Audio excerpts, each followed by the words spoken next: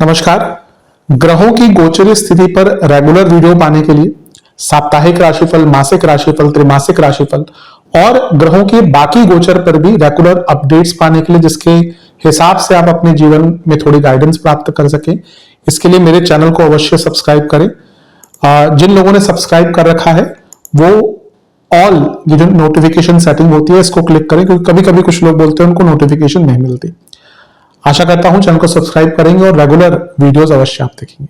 नमस्कार। ओम गणेशाय नमः। ओम नमः शिवाय।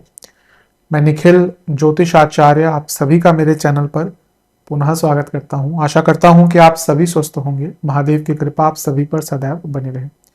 ये वीडियो मीन यानी कि पाइसेस के लिए बहुत विशेष है, क्योंकि वीडियो है 25 मई से 31 मई 2026 के साप्ताहिक राशिफल के बारे में। कैसा रहेगा आने वाला सप्ताह मीन के लिए, पाइसेस के लिए।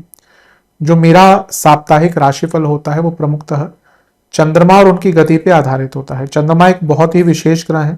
चंद्रमा की विशेषताएं बहुत हैं, लेकिन जब हम साप्ताहिक राशिफल की बात करते हैं तो पहला तो उनकी तेज गति, फिर उनका मन का कारक होना, और फिर उनकी एक क्वालिटी कि वह जिस भी भाव, राशि, ग्रह आदि के साथ संबंध संपर्क साधते हैं अपने गोचर में, उनको बहुत ही एक्टिवेट कर देते हैं। इन सभी कारणों से चंद्रमा का जो गोचर होता है वो बहुत ही विशेष बन जाता है। चंद्रमा के गोचर के कारण हमारे मन, मस्तिष्क, विचार, स्वभाव, सोचने के तौर तरीके, दृष्टिकोण, हर चीज पर डायरेक्ट इंपैक्ट पड़ता है। उसको समझने के लिए साप्ताहिक राशिफल बहुत विशेष होता है।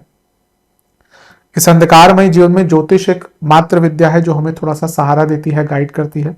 भले ही राशिफल बहुत ही सामान्य आधार पर दिए जाएं, लेकिन एक जनरल गाइडेंस के लिए बहुत उपयोगी होते हैं। यदि आपकी लग्न राशि या चंद्र राशि मीन है, पाइसेस है, दोनों ही देख सकते हैं गाइडेंस के लिए। जहां से सूट और रिलेट आपको ज्यादा करता है वहां से देखिए। व्यक्तिगत तौर पे मेरा मानना है लग्न से देखेंगे तो अच्छा है। इनकेस नहीं पता है लग्न राशि तो आप अपनी चंद्र राशि से भी इसको देख सकते हैं। शुरू करते हैं इस अत्यंत महत्वपूर्ण राशिफल का।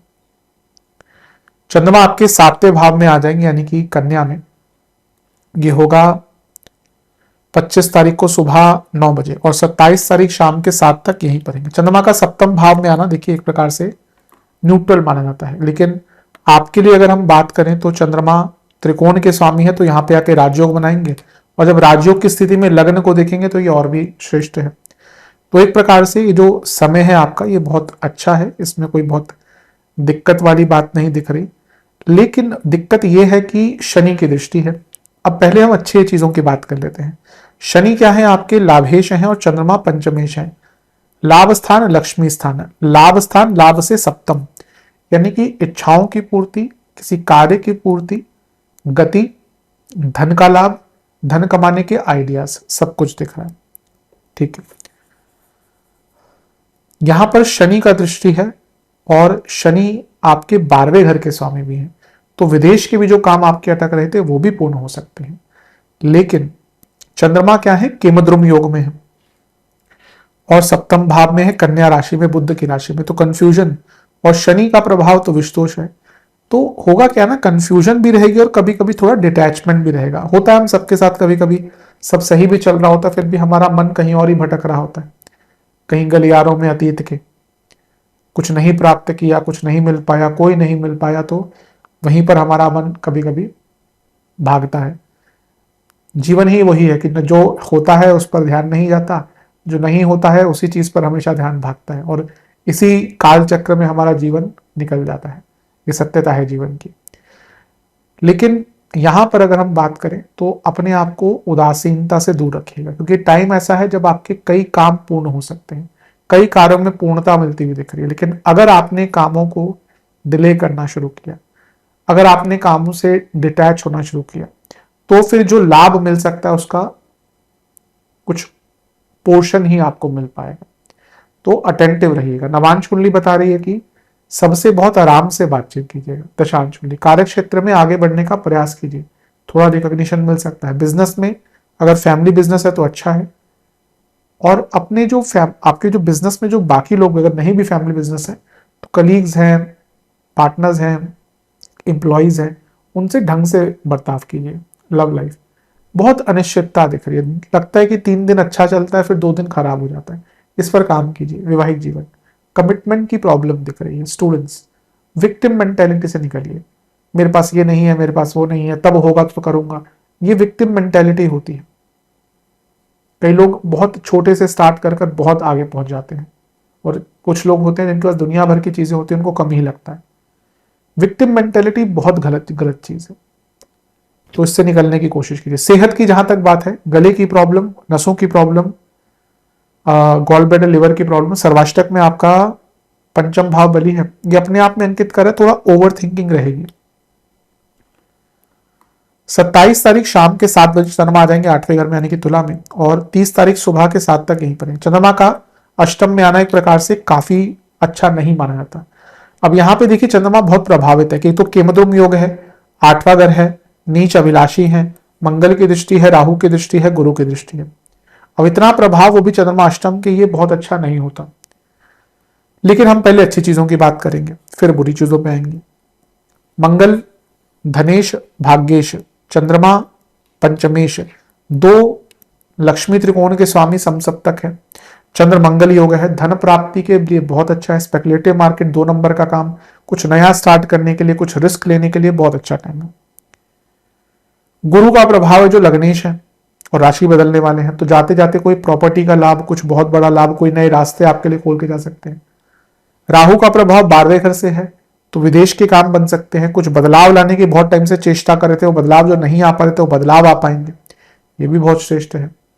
एक प्रकार से मंगल क्योंकि भाग्येश है तो भाग्य का भी बहुत साथ मिलेगा, और धन आदि के लिए तो बहुत अच्छा टाइम है बदलाव के, स्पेशली जहां पे आप धन से संबंधित कुछ भी बदलाव लाना चाहते थे, जॉब चेंज करना चाहते थे, बिजनेस में कुछ बदलाव लाना चाहते थे, बहुत अच्छा टाइम। लेकिन जितना हो सके ना, मंगल का प्रभाव है और राहु का, ये एग्रेशन से बचना है, अपने आप को बचाना है अपने आप को। और अष्टम में है चंद्रमा, तो इंपल्सिवनेस, कभी कभी हम बहुत एक्साइटमेंट में बहुत चीजें कर देते हैं और फिर बाद में पछताते हैं, तो यहां पे अपने एक्साइटमेंट के लेवल पर कंट्रोल कीजिएगा, वरना दिक्कत आएगी। गुरु का प्रभाव, मंगल का प्रभाव प्लानिंग इंप्लीमेंटेशन, गुरु का प्रभाव, राहु का प्रभाव सोच, बड़ी सोच, लेकिन मंगल राहु अष्टम, बहुत केयरफुल रहना पड़ेगा। ये ऐसा टाइम है दो, जो एक होता है ना कि मेक और ब्रेक, आप या तो बहुत अच्छा कर जाएंगे या फिर अपना ही काम बिगाड़ जाएंगे। नवांश कुंडली, बहुत सडन चेंजेस मत लाइएगा। दशांश कुंडली, मतलब कि इसका मतलब यह है कि ना, आप किसी चीज पे लेट से प्लान कर रहे थे, आपने पढ़ा हुआ है, लिखा हुआ है, रिसर्च है, स्किल्स है, वो कर सकते हैं, लेकिन अभी कुछ सोचा, कुछ दिखा और कर दिया नहीं। नवांश कुंडली, कार्य क्षेत्र में जॉब चेंज का मौका है। बिजनेस, ये सॉरी दशांश कुंडली थी, बिजनेस में कॉन्फ्लिक्ट्स हो सकते हैं। लव लाइफ ठीक है, चीजों को थोड़ा समझ पाएंगे, थोड़ी बहस होगी, लेकिन सरलता आएगी। वैवाहिक जीवन, अगर बहुत टाइम से बातचीत बंद है ना, तो थोड़ा बातचीत करने की कोशिश कीजिए। ऐसा लग रहा है बहुत स्टेग्नेशन आ चुका है। स्टूडेंट्स, मन बहुत भटकेगा, थोड़ा कॉन्फिडेंस कम रहेगा। सेहत के हिसाब से 11वां घर बली है, पैसा बहुत आ सकता है, लेकिन मन बहुत उत्सुक, बहुत चंचल रहेगा। 30 तारीख सुबह के 7 बजे चंद्रमा आ जाएंगे आपके 9वें भाव में यानी कि वृश्चिक में, और सप्ताह के अंत तक यहीं पर रहेंगे। इससे एक दिन पहले बुध का गोचर हो जाएगा और बुध आपके 4थे घर में आ जाएंगे। चंद्रमा का 4थे घर में, चंद्रमा का 9वें भाव में आना अच्छा माना जाता है। पंचमेश है, पंचम से पंचम में आकर बैठ रहे हैं, भाग्य बढ़ेगा। मैं हमेशा कहता हूं नीच का ग्रह कोई बुरा नहीं होता, तो भाग्य का साथ मिलेगा। यहां पर मंगल की दृष्टि अभी भी है, तो ये अचानक से धन प्राप्ति के लिए पूरा हफ्ता अच्छा है। मंगल मैं हमेशा कहता हूं आपके लिए योग कारक से कम नहीं है, भले अंकित नहीं हो पुस्तक में, मेरे हिसाब से योग कारक से कम नहीं है। और पूर्णिमा योग है और सूर्य के द्वारा बनता है वो आपके लिए, तो लीगल कार्यों में सफलता, यात्राओं में सफलता, धार्मिक कार्यों में सफलता, पढ़ाई लिखाई, अच्छा concentration in terms of studies, शास्त्रीय ज्ञान, ये सब अच्छा है। अचानक से कुछ नए रास्ते आपके लिए खुल सकते हैं, ये सब अच्छा दिख रहा है। लेकिन चंद्रमा यहां पे भी देखे तो केमद्रुम योग में है और नीच के चंद्रमा है, और मंगल और सूर्य दोनों क्या है, अग्नि तत्व। अपने बॉसेस से थोड़ा बच के रहिए, घर के बड़ों से बहस हो सकती है, इस चीज पर आपको बहुत कंट्रोल करना है। मैं ये कहूंगा कि हफ्ता बदलाव लाएगा, लेकिन कुछ भी सडन इंपल्सिवली बिना सोचे समझे मत कीजिएगा, वरना ये चीजें आपके विरुद्ध भी जा सकती हैं। कुछ शत्रु आपके एक्टिवेट रहेंगे सूर्य के कारण, और मंगल सूर्य के कारण आप कभी कभी अपनी ऊर्जा को ही समाहित नहीं कर पाएंगे। तो इन चीजों पर आपको ज्यादा ध्यान देना है। नवांश कुंडली बता रही है कि कोई रिस्क नहीं लेना। दशांश कुंडली, कार्य क्षेत्र में कुछ गलतियां हो सकती हैं, कार्य क्षेत्र में थोड़ा नाम भी खराब हो सकता है। बिजनेस में ना आपको थोड़ा प्रोफेशनल होने की आवश्यकता है। लव लाइफ थोड़ा सोशल रही, उसकी आवश्यकता दिख रही है। वैवाहिक जीवन, आपके आसपास ही कई लोग हैं जो आप दोनों का अच्छा नहीं चाहते, आप दोनों के बीच में लड़ाइयां करवाते हैं, वो इन लॉज हो या कोई और हो, स्टूडेंट्स। थोड़ा सेल्फ सेंटर्ड बन जाइए, अभी लगता है कि आप अपने बारे में नहीं सोच रहे। सेहत, जिनको कार्डियक इश्यूज है ध्यान दें, गले की प्रॉब्लम है ध्यान दें, स्लीप डिसऑर्डर्स रहेंगे और ऑटो इम्यून डिसऑर्डर तंग करेंगे। सर्वाष्टक में आपका धन स्थान वाली है, धन के लिए पूरा ही हफ्ता अच्छा है। उपाय के स्वरूप में आपको शिव जी की एक बार आरती करनी है और ओम नीलकंठाय नमः मंत्र का 21 बार जाप करके बेलपत्र अर्पण कीजिएगा महादेव को। आशा करता हूं वीडियो काम आएगी। चैनल पर नया सब्सक्राइब कीजिए, वीडियो को लाइक कीजिए। मिलता हूं अगली वीडियो में, तब तक के लिए ओम नमः शिवाय।